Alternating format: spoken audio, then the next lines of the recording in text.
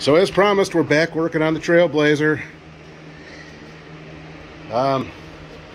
Things are actually going back together. Even though there's fewer parts on the vehicle right now, it's actually going back together. We decided to pull out this front header panel. It literally is 2 bolts here, 1 here, a couple down here, and made it easier because this is the hardest part of the whole job, is getting the bolt. Oh yeah, it fell. For the tube. Damn. The oil pickup tube right there. See it? See it? Into the oil pump again. You know, if this was a regular rear-wheel drive, we'd just drop the pump a little bit, or drop the pan a little bit, and have good access.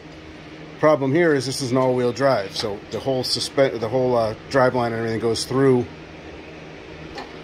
the oil pan, so there's no real dropping it. You have to kind of raise the motor, and we don't really have the ability to do that here at Jose's. So, where did that bolt go? So again, the magnet is getting a huge workout. Retrieving this bolt that falls and falls and falls and everything else. Where are you, you little... The condenser, you know, we got the condenser propped up here. You can kind of slide it out and tip it up like this without disconnecting any of the pressure lines. So we haven't heard any noises from a discharge. So far so good. If we do hear those nasty noises though, it'll be time for a recharge. So as Jose looks for the bolt for the 23rd time, we're hoping now this is going to give us a little better access and we can actually see what we're doing, because you do have to do this kind of blind, and taking it off took probably, what, 2 hours? Oh, yeah. A couple hours just to get that one bolt out of there. Getting it started is going to be 100 times worse. Oh, this is just such a fun job. And you know, now rinsing out coolant from the oil pump is going to be another thing we're going to do. And, patience. Lots of patience. If you don't have patience.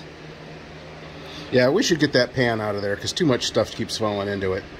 But yeah, we're going to keep going on it, and if we find any tricks, we did find one trick. You know what? In fact, oh, you know where the bolt's at? In your pocket? In my pocket. So this was one little trick we did find. Right where this corner is, where you see I ground it down some, there was a really sharp edge there, and the whole time, you know, this is actually the hole that we have to go into, this close one here. The whole time we were trying to get it out, I kept hitting my finger on that sharp edge. So we ground that one down, and now it's a good way, it's a good place where you can feel, and you know that you're, you know, 1/4 inch away from that hole. But that's gonna be the only trick we share with you guys, because this has been... But, oh, they did, that's right, they did send us the wrong timing set. We did have to reuse the top gear on the timing set, the cam gear. You know, I'm sure it was just an oversight on their part. But, you know, yes, several people are going to say, well, you know, it's a set, why'd you break? Well, we're not going to wait, you know, a week or so or whatever it is to get the right one. We're on a budget build, and we're on a, I'm not going to say we're on a time crunch, but this thing has been sitting for a little over a month now. And it's time to get it going. You know, it's time to just, we don't want to wait around if we don't have to. Especially, I mean, this was perfectly fine. There was nothing wrong with it. I mean, again, I don't think we're going to have any real issues. I mean, the the chain tensioner is new, and now of course the bottom sprocket is new because we already put it on. Yeah, the guides are new. You know, it'll be fine. Cam is new. We got new parts. We're good. So I'm going to douche off and get all the water out of this oil pump, and we're going to try again, and we'll share all that fun with you. Hopefully, now that we have clear access, we'll be good to go. Back on the Trailblazer. We are. And the Trailblazer oil pump adapter, I guess you want to call it, right? I don't know it's what supposed to. They call it a support bracket or something like that, but it's this bracket right here. See, we're not playing this game where you're trying to get the stock bolt in the stock side. This was a $10? $10 item on Amazon. And it's made to go into the upper hole and add support. I've seen on the internet a lot of guys just use an oversized washer to try to hold that, but we weren't really comfortable with that. This thing forks over that lip.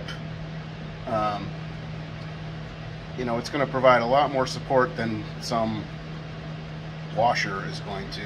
Yeah, and the reason why we did this is because I'm sure you'll see it in another video. I think we made it. I can't remember if we did or not. But the original bolt from the factory is down here, way down here. And to get it off was a complete nightmare. And it's almost nearly impossible to get it back on unless you drop this oil pan. And the problem with dropping this oil pan on this particular vehicle is that the drive shaft, the front axle for the four-wheel drive, goes through the oil pan. Yep. So we weren't going to drop any subframes. We weren't going to drop any of this stuff. Hopefully this is going to do the trick for us. If not, then I guess we're going to have issues. But hopefully this $10 part that a lot of people have said and they swear by works great, we are going to try it out for ourselves and see what happens. Oh, you know what they're calling it? A girdle. That's what it was. It was a oil tube or pickup tube girdle. Yeah. So there's a whole bunch of them, and I've seen some people say it didn't fit, so we stayed away from those, even though they looked exactly the same as this one. But again, do this, it's going to save your sanity, really. I mean, people were talking about how they used a string to hold the bolt in and then just ran it in by hand. No way. There's just no way you can do that. There's no way. I don't see how you can get in between. I mean, you don't even have a quarter of an inch there. No. To get in there. And they say, well, don't bolt this down. Let the oil pump move around. It still doesn't give you enough room to do anything. I mean, you would have to. You could even shave your 10mm wrench to get it in there to make it as skinny as possible, and you're still not getting it in there. And what's frustrating is you can get a finger, if you go around, you can get a finger and touch the bolt, but you can't get a wrench in there too. Tell you what, man, that thing may have just done the trick. Look at how tight that is right there. I don't know if you can get down here with the camera. Here, let me see. I'm able to get down there. But we did put those O-ring in there, right? Yeah, O-rings in there. Right. But the billet piece, the aluminum piece that you see there, is actually compressing the pickup tube from the oil pan up into the oil pump. That left side bolt is what we reused the bolt. What General Motors wanted you to do was take that bolt that's there, go to the right side, and as you can see between the oil pan and the actual oil pump, you can't even get your finger in there, yet alone a wrench. There's just no way. Give it one good tug. I think we're good, man. Again, we'll leave the link to this description down there. But yeah, hopefully no leaks. This is the way to go, fellas. Ladies and gentlemen, I should say, because I don't know, there could be some chicks wrenching on their shit. I don't know. Unless they're, yeah, never mind. All right, so we're going to clean up some parts and everything. That's not exciting to video. So we've got to clean up a bunch of stuff, and then we're going to start putting this back together. All right, well, progress is ground to a halt because we can't remember where the dipstick tube goes in. You can't see a hole in the side of the block or even in the side of the pan from any other air. I looked on my SS and it goes between cylinder 1 and 2, or on this side at least, those first 2 cylinders on this side, and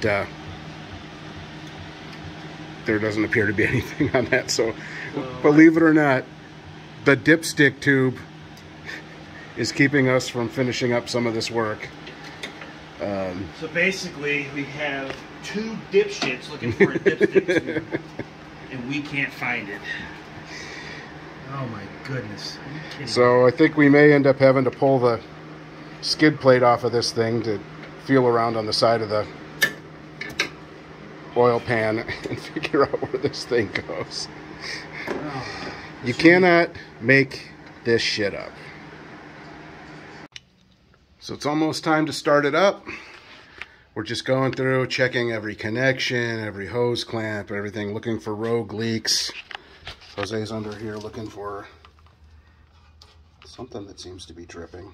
You know what I'm wondering? We just put a little bit of water in the radiator. I think it's on this crash bar here from when you rinsed out the radiator. Well, there was a ton of... I think that might have been just seepage from that. I don't think it's actually leaking from the hose.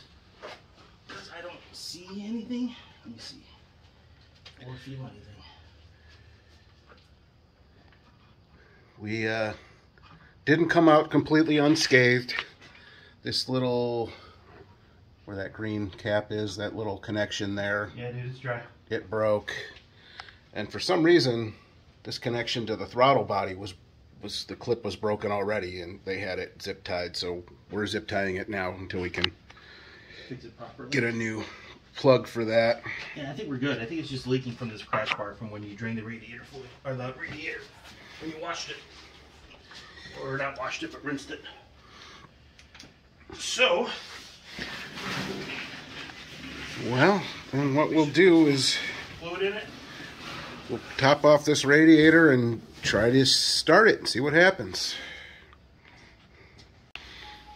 All right, so unlike every television show in America that has a car starting for the first time, this is the actual real life first time we're going to try to start this thing.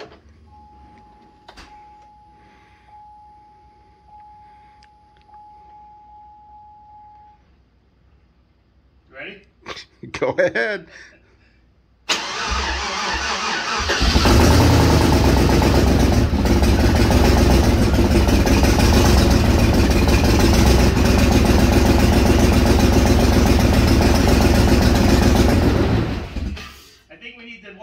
Exhaust first and then do it again. Yeah, I was just going to explain to everybody that it's so loud because we had to cut the exhaust manifold, Let's the do pipe. That. We'll come back live. So we've got to weld that pipe back together, at least a little bit better than it is now. It's just sitting there, and then we'll see. But it did run. It started. I mean, you can smell the exhaust fumes, though, man. That thing needs to be buttoned up. Woo-hoo. But it ran. It didn't sound like it ran. It wasn't making any racket. No, it wasn't stuttering like it did before. Dude, let's weld that sucker up and come back and start it up for everybody. All right, that's what we're gonna do. Fortunately, Jose has my old flux core MIG welder over here, and had it here for like 5 years. Literally, well, no joke. Has it been here 5 years? Yeah, remember the Jeep Grand Cherokee that we welded? Oh my God, together? that's right. Yeah, so since that's here, we're just gonna give it a shot. 47? It is 9:48 p.m. All right, so this is round 2 after some spray and pray welding. I maybe got halfway around that pipe. So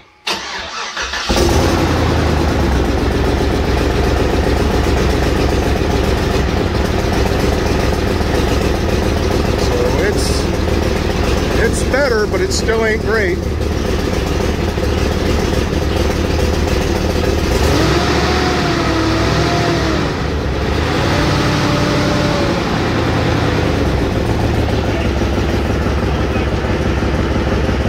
Sounds good. But we're out of...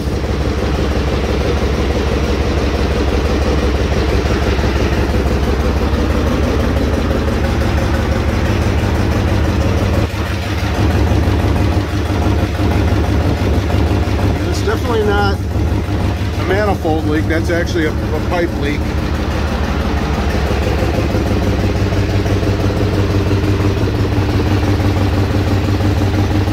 Everything's nice and smooth.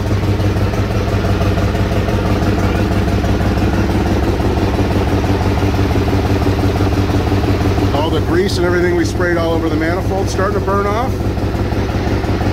I think I'm going to get my thermal camera out. We're going to make sure everything looks good. I might even be able to record some of that. I've never tried it, so we'll see. So this is the final result. It looks exactly the same as it did before. No changes whatsoever. Everything looks the same, except for a power steering line that we didn't want to bore you with. We do have a little trick on the power steering line, that this one here that always goes bad, this steel line. It's kind of a bear to get it off from the rack. It just goes from the rack to the cooler. So we just snipped off the part of the hose and the connect that goes into the power steering rack, and just put a male hose barb on it. And sorry, around here. And you can see we just kind of hose clamped it together. I mean, it's not a pressure line, it's just a return line. What's the big deal? You want to do the honors and show everybody how nice and quiet and everything it runs? And yeah, man, I'm excited. This was what, at least 7 straight weeks of 1 day per week. Yeah, that is the thing. That's why this took so long. We decided we were only going to work on this 1 day a week. We weren't going to let this take over our lives. Yep. And it worked out well. And we were waiting for parts and a lot of stuff too. So some of this stuff could have probably taken. Listen, we could have probably knocked this out in a weekend, right? Yeah. On a Friday, Saturday, Sunday. But we were in no rush. Clearly, we have vehicles out in the driveway that actually run. This was just a let's see what happens kind of a deal with the price that we got it for. And the end result is pretty pumped, man. It's got all new cam and lifters. And really, it was all dirty and everything when we showed it to you. But look at, look how clean. I mean, this seat looks like nobody ever sat in it. Yeah. That center console lid, if anybody's got a Trailblazer knows, they always end up like that. Yep. Yeah, did some leather conditioning to it, vacuumed it out, put some Armor All. The headlander's cleaner than the one on mine. Yeah, I washed it, cleaned the windows. It's for what I have into it now. I'm roughly just under $1,800. And that includes the tires that are over here that need to go on yet. And that includes the TPMS sensors that I just ordered. Actually, $1,850 because I just ordered the gasket for the transpan and filter and a couple solenoids. That's right, we're doing that. So that's going to be we'll do another video on that. We also changed out. It's getting a code for the crank position variation thing, which we kind of expected was going to happen. So we figured while we're at it, we'll just change the sensor since it has to be relearned anyway. And let me tell you, that was a blast. Yeah, not easy to get to. Nothing is easy to get to on this vehicle.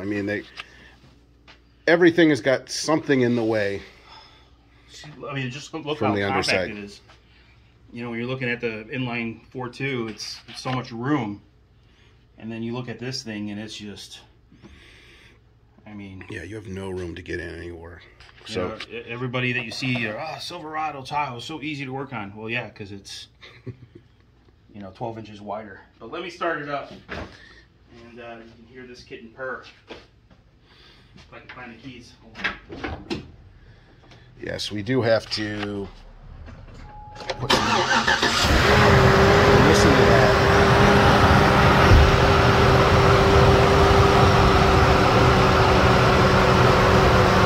Belts, new gaskets everywhere, intake, heads, exhaust manifold.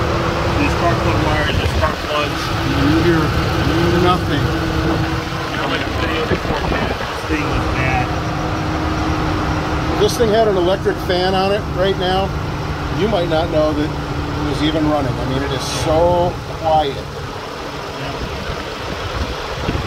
So, yeah, man, I'll give it a little bit of gas. We still haven't welded up the exhaust. It's just got a little patch thing on it.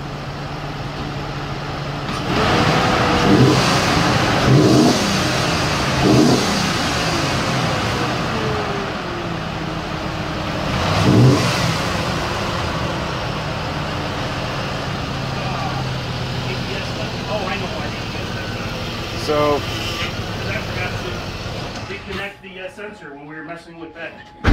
oh, the ABS sensor, the wheel sensor. Yeah. But yeah, I mean, that's the thing. If if you're handy and you got some tools, the hardest thing about this is frigging around with torquing down the heads. Everything else is not that bad. It's just, you're just so nervous about torquing down those heads correctly because that will screw up the whole works in the future. But it's not that bad. And if you could pick up one of these things like we did, for $600, yeah, put another, well, let's face it, $1,200 into it. I mean, this obviously that's for other things too. We did wheel hubs, brakes, rotors. There was a lot of other stuff that got done too. Yeah. But if you found one that was super clean and only had this tick, you can get out of this thing for, even with the may as wells, $600-700 in parts, and that's that. Everything else is all you. And this was, again, I think I said it before in the other video, where if this had been a 6-cylinder, probably would have passed on it, really. Yeah. I mean, what's the point of that, I guess? I'm not trying to downplay a $600 vehicle, but let's face it, it's very rare that you find a Trailblazer, an LT with a 5.3. I mean, yeah, you can get the SS's with a 6-liter, but these are rare. And let's face it, if you wanted to sell it tomorrow, right, looking at prices the way things are, you could probably get $4,500, $5,000 for this thing. Absolutely. 119,000 miles on an 07. That's pretty damn good mileage. So if you're one of those people who thinks, maybe I'll flip cars, I mean, obviously, now's a good time to do this kind of thing. Prices are really high, and, what other people think are junk because they don't want to do the work, or they go to the dealer and they get a $3,000 quote on this thing. Or you do what this guy did. Got 3 quotes from 3 different mechanics, and every one of them said the rod, right? Yeah. The rod was, yeah, and it was not the rod. And in all fairness, we told the guy, hey, this is not the rod. This is the lifter issue. It can be fixed if you want to keep it and fix it. And he flat out said, nope. Well, and again, too, the other thing is, what was the book time on this? Like 23 hours. 23 hours. So if you're going to pay somebody, $100 an hour to do it, yes, by the time you're into parts, you are easily at $3,000. Oh yeah. But if you can do it yourself, yep, it ain't that bad. The biggest thing I can stress with this is if you are going to take this on by yourself, like me, luckily for me, I had you here, because my patience and my knowledge of a lot of getting into this is not there. Definitely my patience, especially when we had to torque down the heads. That was a task. Yeah. That was not, it's not just as easy as slapping the heads on there, bolting them down, and walking away from it, man. That was more than I expected. And just have patience and do what we did. One day a week, a few hours a night. I think we probably 5 or 6 hours a night. Yeah. And you take that, we're not master mechanics, so you take, 5 hours times 7 weeks. That's 35 hours right there that we have into it. So, for the most part, I think we did pretty damn well.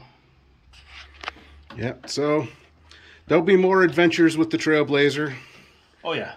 And for now, though, this is going to wrap up the DOD delete and all that. And then again, we're going to probably do a separate video when we go off and do this relearn thing, because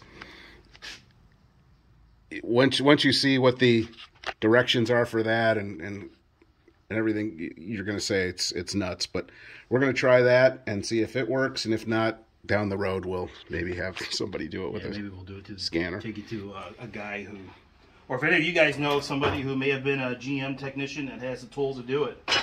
In Northeast Ohio, let us know. Yeah, we don't have a Tech 2 scanner or anything like that, so we can't do a lot of this shit. But again, like and subscribe and all that stuff. Tell your friends about Clever Name Garage.